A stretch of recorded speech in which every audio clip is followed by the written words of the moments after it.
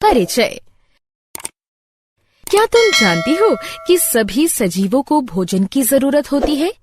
इससे हमें carbohydrate, protein, वसा, विटामिन और खनिज यानी मिनरल मिलते हैं, जो शरीर के विकास, स्वास्थ्य और बढ़ने के लिए जरूरी होते हैं।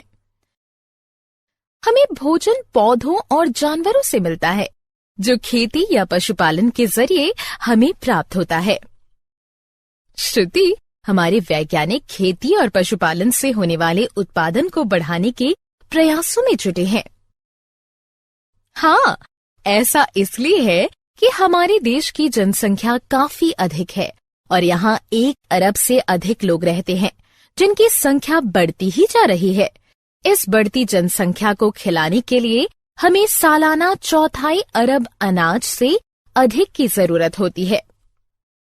इस बढ़ती जरूरत को पूरा करने के लिए अधिक जमीन पर खेती करनी होगी।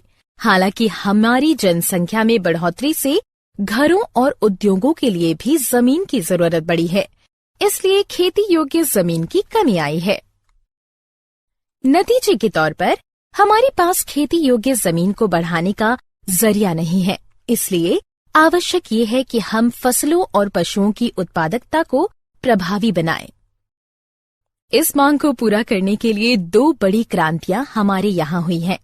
पहली हरित क्रांति, इससे अनाज का उत्पादन बढ़ा, और दूसरी श्वेत क्रांति, इससे दूध की उपलब्धता के साथ ही उसके बेहतर और प्रभावी इस्तेमाल में बढ़ोतरी हुई। इन क्रांतियों की वजह से हमारे प्राकृतिक संसाधनों का व्यापक इस्तेमाल हो रहा है। ये हमारे प्राकृतिक संसाधनों को इस हद तक नुकसान पहुंचा रहा है कि उनके संतुलन के पूरी तरह नष्ट होने का खतरा पैदा हो गया है। इसलिए ये आवश्यक है कि हम अपने पर्यावरण को नुकसान पहुंचाए बगैर और इसके संतुलन को बरकरार रखते हुए अपना खाद्य उत्पादन बढ़ाएं। उद्देश्य। इस पाठ के अंत में आप निम्न करने में सक्षम हो जाएंगे: फसल उत्पादन में बढ़ोतरी को समझना, फसलों के विविध प्रकारों में सुधार को समझना, अनाज उत्पादन प्रबंधन को समझना, पोषण के प्रबंधन को समझना, खाद क्या है इसे समझना, खादों के गुणों और प्रकृति को समझना, सिंचाई की प्रक्रिया को समझना, उपज के प्रारूप को समझना, फसल सुरक्षा के प्रबंधन को समझना, फसलों के भंडारण के तरीकों का अध्ययन करना। फसल उत्पादन में सुधार। हम सभी जानते हैं कि गेहूं, धान, मक्का, बाजरा और ज्वार हमारी ऊर्जा जरूरतों के लिए कार्बोहाइड्रेट प्रदान करते हैं। चना, मटर, उड़द, मूंग, अरहर और मसूर जैसी दालों से हमें प्रोटीन मिलता है। इसी तरह सोयाबीन, मूंगफली, तिल, रेंडी यानी अरंडी, सरसों, अलसी और सूरजमुखी जैसे तिलहन उत्पाद हमें जरूरी वसा देते हैं। हम जानते हैं कि फल, सब्जियों और मसालों से हमें कई सारे विटामिन और लवण के साथ ही छोटी मात्रा में प्रोटीन, कार्बोहाइड्रेट और वसा भी मिलते हैं। कुछ जानवरों के लिए कई अनाज जैसे जई, बरसीम और सूडान घास को खाद्य के तौर पर उगाया जाता है।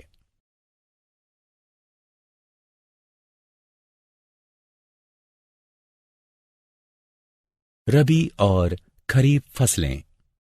क्या आप जानते हैं कि अलग फसलों के लिए अलग प्राकृतिक वातावरण, तापमान और अवधि की जरूरत होती है ताकि उनका उचित विकास हो और जीवन चक्र पूरा हो सके। हमने पहले ही अध्ययन किया है कि पौधों और फूलों का विकास सूरज की रोशनी पर आश्रित है। कुछ अनाज बरसाती मौसम में बोए जाते हैं, उनको खरीफ फसल कहते हैं, जिसका समय जून से अक्टूबर तक होता है। धान, सोयाबीन, अरहर, मक्का, कपास, हरा चना और उड़द को खरीफ की फसल कहा जाता है। कुछ फसलें जाड़ों में उगाई जाती हैं, जिसे रबी का मौसम कहते हैं। ये नवंबर से अप्रैल तक होता है। गेहूं, चना, मटर, सरसों और अरंडी आदि रबी की फसलें हैं। भारत में 1960 से सन 2004 तक अनाज उत्पादन में 4 गुना बढ़ोतरी हुई है, जबकि कृषि योग्य भूमि में केवल 25% की बढ़ोतरी हुई है। कृषि कार्य को 3 चरणों में बांट सकते हैं। पहला, बोने के लिए बीजों का चयन। दूसरा, फसल की रोपाई के बाद देखभाल का चरण है। तीसरा चरण, फसल के विकसित होने और कटाई के बाद उसकी सुरक्षा का है। इसीलिए अनाज उत्पादन को सुधारने की मुख्य गतिविधियों को निम्नांकित में बांट सकते हैं। फसल की किस्मों में सुधार, फसल उत्पादन में सुधार, फसल सुरक्षा का प्रबंधन। फसल की किस्मों में सुधार। अच्छी उपज देने वाली फसल की किस्म का चुनाव कई तरह या प्रकार की फसलों के बीज से किया जाता है। इन्हें कई गुणों जैसे बीमारी प्रतिरोधक क्षमता, खाद के साथ अभिक्रिया, उत्पादन की गुणवत्ता और ऊंची उपज इत्यादि के आधार पर उपजाया और छांटा जाता है। वांछित गुणों को फसल की किस्मों में डालने की पहली विधि वर्ण संकरीकरण या हाइब्रिडाइजेशन है। वर्ण संकरीकरण का मतलब आनुवांशिक तौर से भिन्न पौधों का युग्मन करना है। वर्ण संकरीकरण अंतर प्रजातिक 2 अलग प्रजातियों, अंतर जातीय यानी एक ही जीन की 2 अलग नस्लों और अंतरवंशीय यानी अलग अलग जीन वाले हो सकता है। फसल को सुधारने का दूसरा तरीका ऐसे जीन को उनमें डालना है जो वांछित फल दे सकता है। इससे जीन संवर्धित फसलों की प्राप्ति होती है। फसलों की पैदावार और बुआई के तरीके मौसम, मिट्टी की गुणवत्ता और पानी की उपलब्धता पर निर्भर करते हैं। चूंकि सूखा और बाढ़ जैसे हालात अप्रत्याशित हैं, तो विभिन्न प्राकृतिक हालात और लवणीय मिट्टी आदि के प्रति सहनशील किस्मों को उपयोगी माना जाता है। फसलों की किस्म सुधारने के कारक। फसलों की किस्म सुधारने के लिए कई कारक जिम्मेदार हैं। इनमें से कुछ इस प्रकार हैं। ऊंची उपज फसलों की प्रति एकड़ उत्पादकता बढ़ाने के लिए फसलों की किस्म को सुधारा जाता है। सुधरी गुणवत्ता। हर एक फसल की गुणवत्ता दूसरे से अलग हो सकती है। गेहूं में पकने की खासियत, दाल में प्रोटीन, तिलहन में तेल का होना और फल एवं सब्जियों में भंडारण की गुणवत्ता का होना बहुत जरूरी है। जैविक एवं अजैविक प्रतिरोध। विभिन्न हालात में अनाज उत्पादन कई सारे जैविक और अजैविक तनाव एवं कारण से कम हो सकता है। इसीलिए इन जैविक जैसे बीमारियां, कीड़े और कृमि और अजैविक जैसे सूखा, लवणीयता, बाढ़, ठंड और पाला, इन कारकों की प्रतिरोधी किस्मों का विकास हो तथा उत्पादन बढ़ सके। परिपक्वता। अवधि में परिवर्तन। अनाज उत्पादन की लागत कम करने के लिए कम अवधि की नस्लों को विकसित करना होगा। एक जैसी परिपक्वता अवधि कटाई की प्रक्रिया को आसान बनाकर इस दौरान होने वाले नुकसान को कम करता है। व्यापक अनुकूलन। ऐसी नस्लों को विकसित करने की जरूरत है जो विभिन्न पर्यावरणिक स्थितियों में भी जीवित रह सकें। वांछनीय कृषि आर्थिकी लक्षण।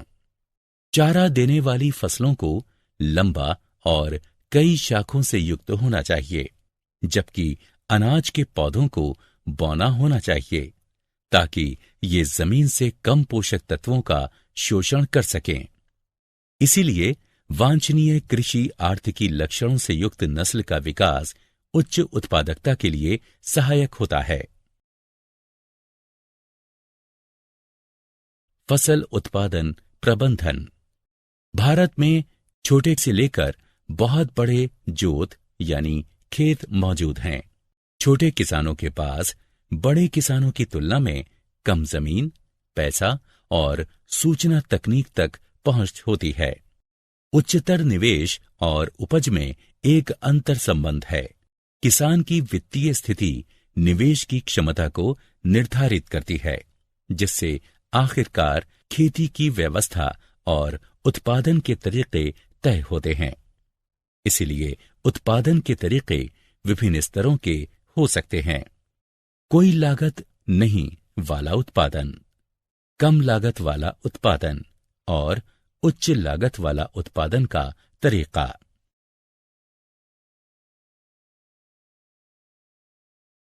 पोषण प्रबंधन। पौधों को बढ़ने और विकास के लिए पोषण की जरूरत होती है।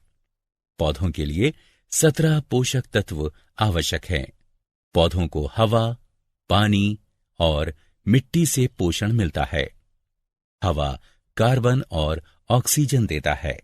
हाइड्रोजन पानी से मिलते हैं और बाकी 13 तत्व पौधों को मिट्टी से मिलते हैं। इन 13 तत्वों में क्षय की काफी मात्रा में जरूरत होती है, इसलिए इनको स्थूल पोषक यानी मैक्रोन्यूट्रिएंट्स कहते हैं। बाकी के 7 तत्वों की जरूरत पौधों को कम मात्रा में होती है और इनको सूक्ष्म पोषक यानी माइक्रोन्यूट्रिएंट्स कहते हैं। इन पोषक तत्वों की कमी पौधों में दैहिक प्रक्रिया जैसे पुनरुत्पादन, विकास और बीमारियों से लड़ने की क्षमता को प्रभावित करती है। उपज को बढ़ाने के लिए मिट्टी को खाद और उर्वरक के तौर पर मिट्टी में इन पोषक तत्वों को दिया जा सकता है।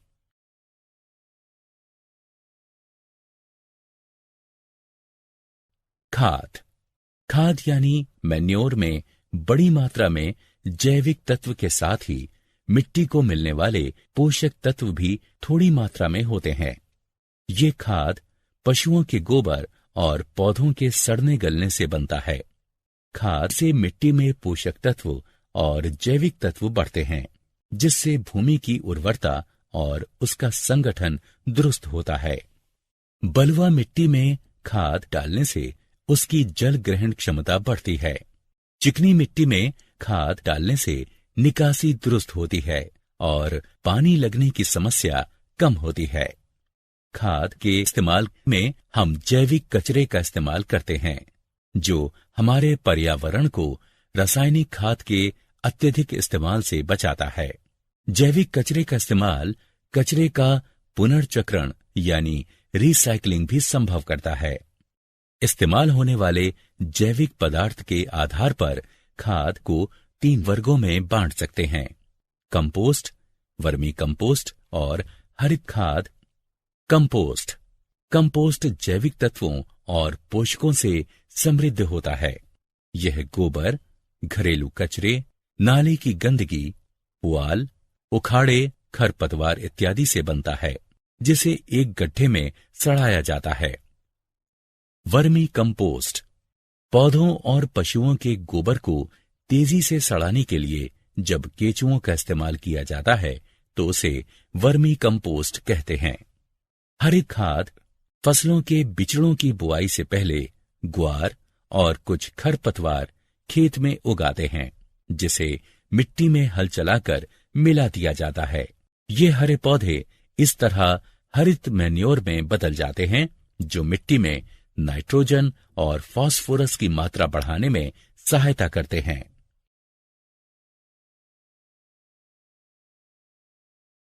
उर्वरक व्यावसायिक तौर पर पौधों के लिए उत्पादित होने वाले पोषक तत्व हैं। ये नाइट्रोजन, फास्फोरस और पोटाश की मात्रा बढ़ाते हैं।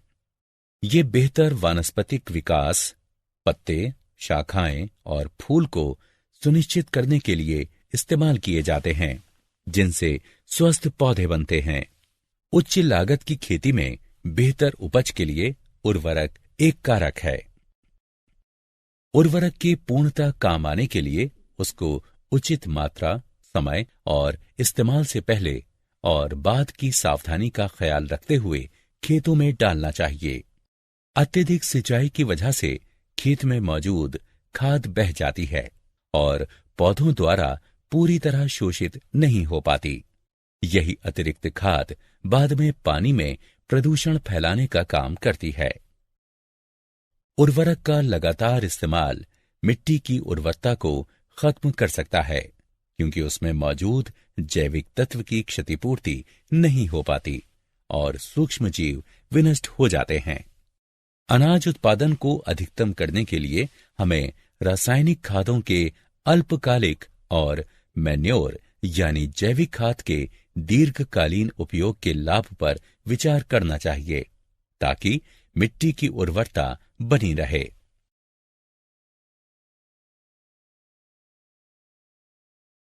जैविक खेती। जैविक खेती एक ऐसा तरीका है जिसमें रासायनिक खाद, कीटनाशक, खरपतवार नाशक इत्यादि का बहुत कम या नहीं के बराबर इस्तेमाल किया जाता है। साथ ही इसमें जैविक मैन्योर, पुनर्चक्रित कृषि कचरा, पुआल और गोबर आदि नीले हरे शैवाल को सुखाकर जैविक खाद के तौर पर पर्याप्त मात्रा में डाला जाता है। भंडारण के समय नीम के पत्तों या हल्दी का इस्तेमाल जैविक कीटनाशक के तौर पर किया जाता है। उत्पादन की ऐसी व्यवस्था कीड़ों मकोड़ों की रोकथाम में सहायक होने के साथ ही पोषक तत्वों की पूर्ति में भी लाभकारी है।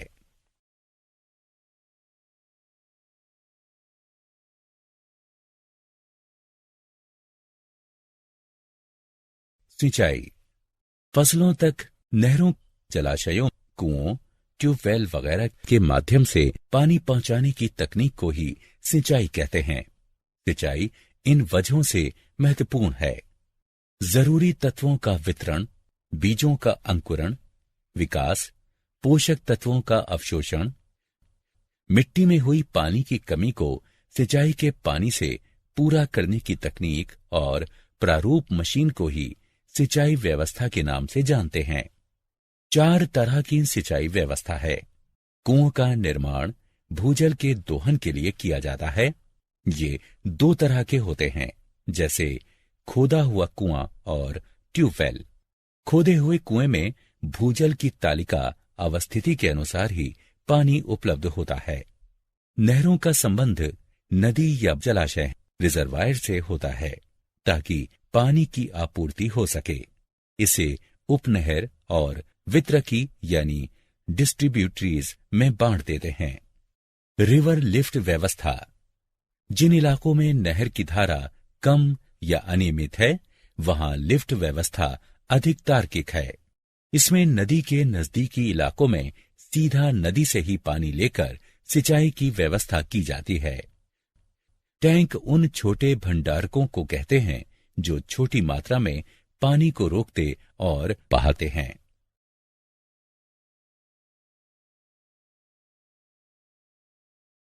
बुआई के प्रारूप या पैटर्न।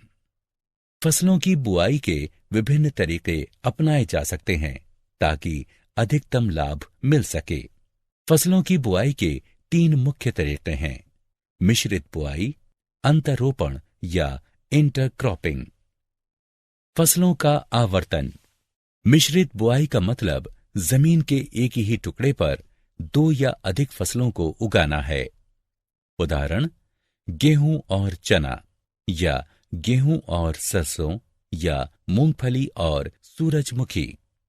ये खतरे को कम करता है और किसी एक फसल के नुकसान के वक्त कुछ भरोसा देता है। इंटरक्रॉपिंग से मतलब भूमि के एक ही टुकड़े पर निश्चित क्रम में 2 या अधिक फसलों को उगाना है। फसलों का चुनाव पोषक तत्वों की जरूरत के आधार पर किया जाता है। इसमें एक फसल की एक कतार बोकर दूसरे अनाज की कुछ कतारें लगाते हैं। पूरे खेत में यही क्रम चलता है। उदाहरण: सोयाबीन और मक्का, या बाजरा और लोबिया। इसी तरीके में पोषक तत्वों का अधिकतम उपयोग हो पाता है। इस तरीके में किसी एक फसल में फैली बीमारी या कीड़े का पूरे खेत में असर भी रोका जा सकता है। इस तरह दोनों ही फसलों से बेहतर नतीजे मिलते हैं। फसलों का आवर्तन पूर्व नियोजित और सुचिंतित तरीके से जमीन के एक टुकड़े पर विविध फसलों को उगाना है। यह समय की अवधि पर निर्भर करता है कि फसलों का युग्म में आवर्तन कैसे करें। नमी और सिंचाई की सुविधा को देखकर भी एक कटाई के बाद दूसरी फसल का चुनाव किया जाता है। अगर आवर्तन सही ढंग से किया जाए तो बेहतर उपज के साथ 2 या 3 फसलें वार्षिक तौर पर प्राप्त की जा सकती हैं। फसल सुरक्षा का प्रबंधन। जब हम खेतों को देखते हैं तो पाते हैं कि फसलों में काफी खरपतवार, कीड़े मकोड़े और बीमारियां पाई जा रही हैं। अगर सही समय पर खरपतवार और कीड़ों को नियंत्रित नहीं किया जाए तो वे फसल का अधिकांश नष्ट कर सकते हैं। खरपतवार हमारे खेत में उगे अनचाहे पौधे हैं और भोजन, जगह एवं प्रकाश के लिए प्रतियोगी भी। उदाहरण: गोखरू, गाजर, घास, मोथा। खरपतवार पोषक तत्वों को अवशोषित कर फसलों के विकास को कम कर देते हैं। इसीलिए जुते हुए खेत से फसल के विकास के शुरुआती दौर में ही खरपतवार को हटा देना अच्छी उपज के लिए बेहद जरूरी है। आमतौर पर कीड़े मकोड़े खेत में 3 तरीकों से हमला करते हैं। वे जड़, तना और पत्तों पर हमला करते हैं। वे पौधे के विभिन्न हिस्सों से कोशिका का रस चूस लेते हैं या वे तने और फल पर हमला करते हैं। इस तरह वे फसल के स्वास्थ्य को प्रभावित कर उपज को कम कर देते हैं। पौधों में बीमारियां कीटाणु, कवक और विषाणुओं जैसे रोगाणु फैलाते हैं जो मिट्टी, पानी और हवा में मौजूद होते हैं और पौधों को संक्रमित कर सकते हैं। खरपतवार, कीड़ों और बीमारियों का नियंत्रण कई तरीकों से किया जाता है। सबसे आम तरीका कीटनाशकों का इस्तेमाल करना है, जिसमें कवकनाशी, कीटाणुनाशक और पादप कीटनाशक शामिल हैं। ये पौधों पर स्प्रे किए जाते हैं या मिट्टी और बीजों के शोधन में इस्तेमाल होते हैं। जैसा कि हम सभी जानते हैं, इन रसायनों का अधिक इस्तेमाल समस्या पैदा करता है क्योंकि वे कई पौधों और जानवरों के लिए विषैले होते हैं और पर्यावरण में प्रदूषण फैलाते हैं।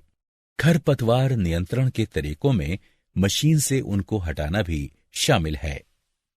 आपको ये भी जानना चाहिए कि खरपतवार का नियंत्रण भूमि की अच्छी तैयारी, समयानुकूल बुआई, इंटरक्रॉपिंग और फसल आवर्तन, बीजों के प्रतिरोधी किस्मों के इस्तेमाल या गर्मी में गहरी सिंचाई के तरीकों से भी किया जा सकता है। अनाज का भंडारण। कृषि उत्पादों में भंडारण का नुकसान बहुत अधिक हो सकता है। इस नुकसान के लिए जिम्मेदार कारक जैविक कीड़े, कुतरने वाले जानवर, कवक, दीमक और जीवाणु तथा अजैविक भंडारण की जगह में अनुचित नमी और तापमान दोनों तरह के होते हैं। आप जानते हैं कि ये कारक गुणवत्ता में कमी, वजन में गिरावट, रद्दी उर्वरता, उत्पाद का फीका पड़ना वगैरह के जिम्मेदार होते हैं और आखिरकार इन सब से उत्पादों की बिक्री पर संकट आता है। इन कारकों पर उचित उपचार और गोदामों के व्यवस्थित प्रबंधन से काबू पाया जा सकता है। नियंत्रण और निरोध के उपाय अनाज के भंडारण से पहले अपनाए जाते हैं। इनमें शामिल हैं भंडारण से पहले उत्पाद की सख्त सफाई, पहले धूप और फिर छांव में उत्पाद को सुखाना और कीड़ों को मारने वाले रसायनों का धूमन।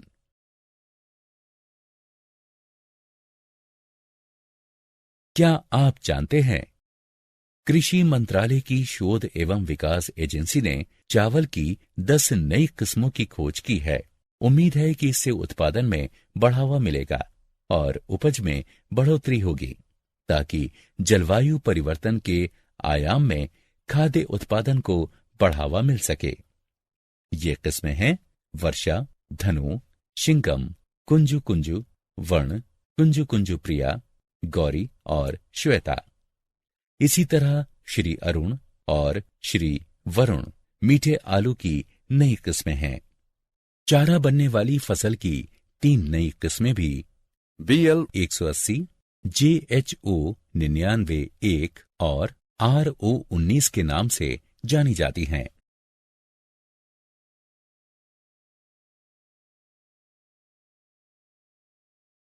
सारांश।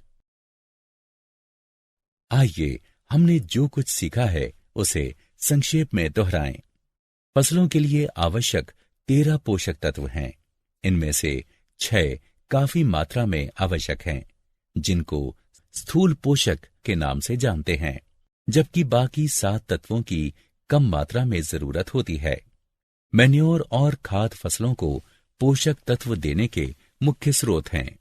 जैविक खेती एक ऐसा तरीका है जिसमें खाद, कवकनाशी, कीटनाशक आदि के तौर पर रसायनों का कम से कम या बिल्कुल ही नहीं उपयोग किया जाता है। जैविक खाद, पुनर्चक्रित कचरे और खेती के स्वस्थ तरीकों का इसमें अधिकाधिक इस्तेमाल होता है। मिश्रित खेती एक खास खेत पर कृषि उत्पादन के साथ ही पशुपालन इत्यादि इकट्ठा करने को कहते हैं।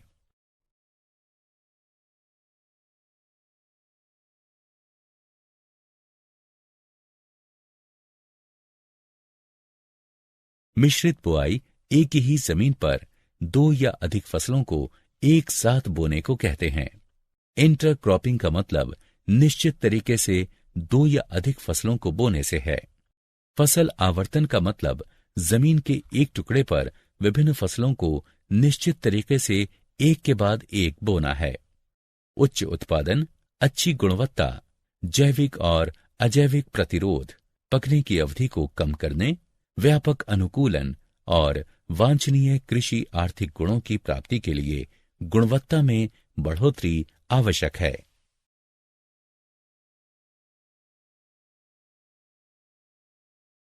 परिचय। श्रुति, तुम्हें पता है हमारे देश की जनसंख्या अनाज उत्पादन की तुलना में जिस तरह बढ़ रही है, उसे देखते हुए हमें दूध, अंडे और मांस की मांग को पूरा करने के लिए अपने पशु उत्पादकों को भी बढ़ाना होगा। हाँ, इसलिए जरूरी है कि हम पशुपालन उद्योग की उत्पादन क्षमता को बढ़ाएं। हाँ, बिल्कुल। तो आओ, इस पाठ में हम खाद्य संसाधनों में सुधार के बारे में विस्तार से चर्चा करें। उद्देश्य। इस पाठ के अंत में आप निम्न करने में सक्षम हो जाएंगे: पशुपालन को समझना, पशुपालन का अध्ययन करना, मुर्गी पालन को समझना, अंडा और ब्रॉयलर उत्पादन का अध्ययन करना, मछली उत्पादन, समुद्री मत्स्य पालन और देश के भीतरी भागों में मत्स्य पालन को समझना, मधुमक्खी पालन का अध्ययन करना। पशुपालन। पशुपालन दरअसल पशुओं, मवेशियों का वैज्ञानिक प्रबंधन है, जिसमें उनको खिलाना, प्रजनन और बीमारियों का नियंत्रण भी शामिल है। पशु आधारित खेती में मवेशी, बकरी, भेड़, मुर्गी और मछली पालन शामिल है। जनसंख्या और जीव स्तर के बढ़ने के साथ ही दूध, अंडे और मांस की भी मांग बढ़ रही है। इसके साथ ही पशुओं के मानवीय रखरखाव के लिए बढ़ती जागरूकता ने भी मवेशियों के पालन में नई सीमाएं खड़ी कर दी हैं। मवेशी पालन। मवेशी पालन 2 उद्देश्यों के लिए किया जाता है: दूध और कृषिगत कामों जैसे जोतना, सिंचाई और बोझ ढोने वगैरह में। भारतीय मवेशियों की 2 प्रजातियां हैं: बोस इंडिकस यानी गाय और बोस बुबलिज यानी भैंस। दूध देने वाली मादाओं को दुधारू पशु यानी मिल्क एनिमल और खेती के काम आने वाले पशु सूखे पशु यानी ड्रॉट एनिमल कहे जाते हैं। दूध का उत्पादन कुछ हद तक दुग्ध स्रवण यानी लैक्टेशन यानी बछड़े के जन्म के बाद दुग्ध उत्पादन की अवधि पर निर्भर करता है, तो दुग्ध उत्पादन लैक्टेशन की अवधि को बढ़ाकर भी अधिक किया जा सकता है। विदेशी मोहक नस्लों उदाहरण के लिए जर्सी, ब्राउन स्विस का चयन लंबे लैक्टेशन अवधि के लिए किया जाता है, जबकि स्थानीय नस्लों उदाहरणार्थ लाल सिंधी, साहिवाल आदि की बीमारी के लिए प्रतिरोधक क्षमता जबरदस्त होती है। दोनों का वर्ण संकर कराया जाता है ताकि दोनों ही का वांछित गुण मिल पाए। भैंस और गायों की मानवीय देखभाल, उनके स्वास्थ्य और स्वच्छ दुग्ध उत्पादन के लिए उचित साफ सफाई और आश्रय स्थल होना जरूरी है। पशुओं की ब्रश से लगातार सफाई जरूरी है ताकि उनके शरीर पर धूल और टूटे बाल चिपके ना रहें। उनको हवादार और छत वाले आश्रय में रखना चाहिए ताकि वे बारिश, ठंड और गर्मी से बच सकें। उनके शेल्टर की फर्श को ढालदार बनाना चाहिए ताकि सफाई में आसानी हो और वो सूखा रहे। दुधारू पशुओं के भोजन की जरूरत दो प्रकार की होती है। एक, भरण पोषण संबंधी जरूरत ताकि पशु स्वस्थ जीवन जिए, और दूसरी, दूध के उत्पादन के लिए जरूरत जो लैक्टेशन की अवधि में आवश्यक होता है। पशुओं के भोज्य पदार्थ में शामिल हैं मोटा चारा, जिसमें आमतौर पर रेशेदार चीजें होती हैं, और गाढ़े घोल जिनमें फाइबर तो कम रहता है, प्रोटीन और दूसरे पोषक अधिक मात्रा में रहते हैं। मवेशियों को कई तरह की बीमारियां होती हैं। बीमारियों से दुग्ध उत्पादन घटता है और पशुओं की मौत भी होती है। मवेशियों पर रहने वाले परजीवी बाहरी और आंतरिक दोनों ही तरह के हो सकते हैं। बाह्य परजीवी त्वचा पर रहते हैं और मुख्यतः चर्म रोग के वाहक होते हैं। कृमि जैसे आंतरिक परजीवी पेट और आंत को प्रभावित करते हैं, जबकि फ्लूक एक तरह का परजीवी कृमि यकृत यानी लीवर को नुकसान पहुंचाते हैं। जीवाणु और विषाणुओं से भी संक्रामक बीमारियां होती हैं। मवेशियों को कई बड़े विषाणुगत और जीवाणुगत बीमारियों के लिए टीका दिया जाता है।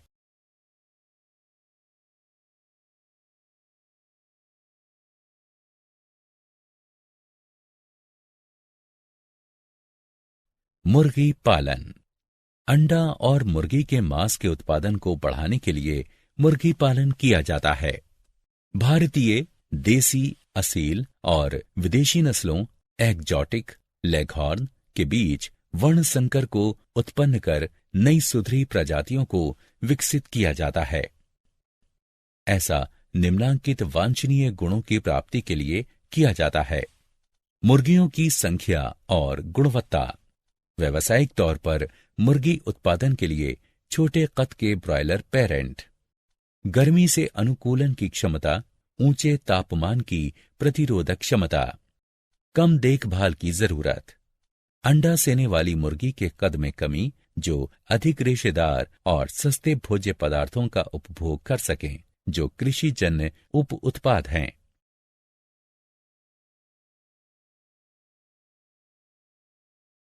अंडा और ब्रॉयलर उत्पादन। ब्रॉयलर चिकन को अच्छे विकास के लिए विटामिन से समृद्ध अतिरिक्त आहार दिया जाता है। उनका उत्पादन ब्रॉयलर के तौर पर किया जाता है और मांस के लिए बाजार में भेजा जाता है। बेहतर कुक्कुट पालन के लिए अच्छे प्रबंधन की जरूरत होती है, जिसमें तापमान का नियंत्रण और स्वास्थ्यकर दशा को रखना शामिल है, जिसके साथ ही बीमारियों, विषयों की रोकथाम और नियंत्रण शामिल है। अंडे सेने वाली मुर्गियों की तुलना में ब्रॉयलर के लिए रहने, पोषण संबंधी और पर्यावरणिक जरूरतें अलग होती हैं। ब्रॉयलर के लिए राशन में पर्याप्त वसा के साथ प्रोटीन की अधिक मात्रा वाला खाद्य चाहिए। पोल्ट्री के आहार में विटामिन ए और के की मात्रा अधिक रखी जाती है। पोल्ट्री की चिड़ियों को विषाणु, जीवाणु, कवक, परजीवियों के साथ ही पोषक तत्वों की कमी से भी कई तरह की बीमारियां होती हैं। नियमित अंतराल पर उचित सफाई, स्वच्छता और बढ़िया कीटनाशकों का छिड़काव जरूरी है। संक्रामक बीमारियों को टीकाकरण से दूर किया जा सकता है। मछली उत्पादन। हमारे खाने में पशु प्रोटीन का सबसे सस्ता स्रोत मछली है। मत्स्य उत्पादों में पंख वाली मछली के साथ ही कवचीय प्राणियों जैसे घोंघा और झींगा भी शामिल हैं। मछली या तो प्राकृतिक स्रोतों से मिल सकती है, जिसे कैप्चर फिशिंग कहते हैं, या फिर मछलियों का उत्पादन भी किया जाता है, जिसे कल्चर फिशरी कहते हैं। समुद्री मत्स्य पालन। भारत के समुद्री मत्स्य पालन के संसाधन में 7,500 किलोमीटर लंबी तटरेखा और इससे आगे का गहरा समंदर है। समुद्री मछलियों में लोकप्रिय पॉम्फ्रेट, मकरेल, टूना, सार्डिन्स और बॉम्बे डक है। समुद्री मछलियां मछली मारने वाली बोट से कई तरह के जाल का प्रयोग कर पकड़ी जाती हैं। कुछ व्यावसायिक समुद्री मछलियां हैं शल्य वाली मछली जैसे मुलेट, भेटकी और पर्ल स्पॉट। साथ ही कवच वाली मछलियां जैसे झींगा, शंबूक धमू सेल और ऑयस्टर तथा सीवुड भी इनमें आती है। ऑयस्टर का पालन उन मोतियों के लिए भी किया जाता है जिसे वे पालते हैं। समुद्री मछलियों की मांग मेरीकल्चर से पूरी की जा सकती है। अंतर्देशीय मत्स्य पालन। ताजा पानी के स्रोत जैसे नहर, तालाब, जलाशयों और नदी। खारे पानी के स्रोत जहां ताजा और समुद्री पानी मिलते हैं, जैसे खाड़ी और दलदल भी मछली मिलने के महत्वपूर्ण जलाशय हैं। मत्स्य पालन का मतलब अंतर्देशीय जलाशयों में मछली को पकड़ना है। फिश कल्चर कई बार चावल की फसल के साथ भी किया जाता है, ताकि धान के खेत में जमा पानी में मछलियां पाली जा सकें। मछलियों का अधिक सघन उत्पादन मिश्रित मत्स्य पालन व्यवस्था कंपोजिट फिश कल्चर में किया जा सकता है। इस व्यवस्था में स्थानीय और आयातित दोनों ही तरह की मछलियों की प्रजाति का इस्तेमाल करते हैं। ताजा पानी की मछलियों में से कुछ के नाम हैं कतला, सिल्वर कार्प, रोहू, ग्रास कार्प, मृगाल और सामान्य कार्प मछली।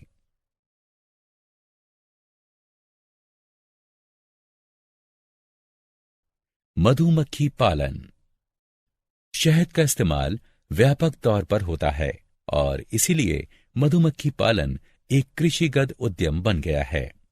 मधुमक्खी पालन में चूंकि कम निवेश की जरूरत होती है, इसलिए किसान अतिरिक्त आमदनी के स्रोत के तौर पर इसका इस्तेमाल करते हैं। शहद के साथ ही मधुमक्खियों के छत्ते से मोम की भी प्राप्ति होती है, जिसका इस्तेमाल कई तरह की औषधियों में किया जाता है। व्यावसायिक तौर पर शहद उत्पादन के लिए मधुमक्खियों की स्थानीय प्रजातियां हैं। एपिस सेरेना इंडिका, जिसे आमतौर पर भारतीय मधुमक्खी कहते हैं, ए डोरसाटा, जिसे रॉक बी कहते हैं, और ए फ्लोरे, जिसे छोटी मधुमक्खी कहते हैं। मधुमक्खी की एक इटालियन प्रजाति ए मेलिफेरा का भी इस्तेमाल शहद का उत्पादन बढ़ाने के लिए किया जाता है। इटली की प्रजाति में अधिक शहद इकट्ठा करने की क्षमता होती है। वे डंक भी कम मारती हैं। वे अपने छत्ते में लंबे समय तक रहती और अच्छी तरह प्रजनन करती हैं। व्यावसायिक तौर पर शहद के उत्पादन के लिए मधुमक्षिशाला बनाई जाती हैं। शहद की गुणवत्ता उनको दिए चारे, परागण के लिए उपलब्ध फूलों और जमा पराग पर निर्भर करती है।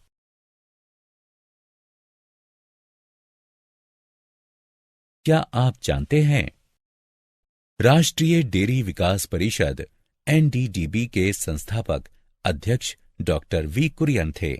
उन्होंने 1970 में ऑपरेशन फ्लड शुरू किया था। स्वस्थ गाय में प्रजननीय हार्मोन डालकर उसे उत्तेजित करने को अतिरिक्त अंडोत्सर्ग यानी सुपर ओव्यूलेशन कहते हैं। ताकि उसके अंडाशय से अधिक अंडाणु निकल सकें। वेजिटेरियन अंडे अनुर्वर होते हैं। रजत क्रांति यानी सिल्वर रिवॉल्यूशन का मतलब अंडा उत्पादन में त्वरित बढ़ोतरी से है। प्रतिस्थापन सुपर सेज्योर का मतलब किसी छत्ते में पुरानी रानी मक्खी को किसी नई रानी मक्खी के हटा देने से है, ताकि अंडे सेने में तेजी आ सके।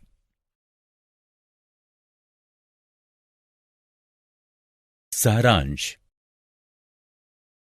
आइए हमने जो कुछ सीखा है उसे संक्षेप में दोहराएं।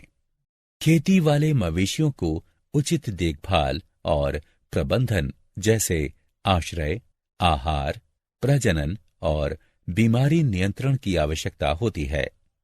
मुर्गी पालन घरेलू मुर्गियों, चिड़ियों को पोसने के लिए करते हैं। पोल्ट्री उत्पादन में अंडे उत्पादन और मांस के लिए ब्रॉयलर का उत्पादन शामिल है। पोल्ट्री उत्पादन बढ़ाने के लिए भारतीय और विदेशी नस्लों के बीच वर्ण संकर प्रजातियों का प्रजनन कराया जाता है, ताकि नस्ल सुधर सके।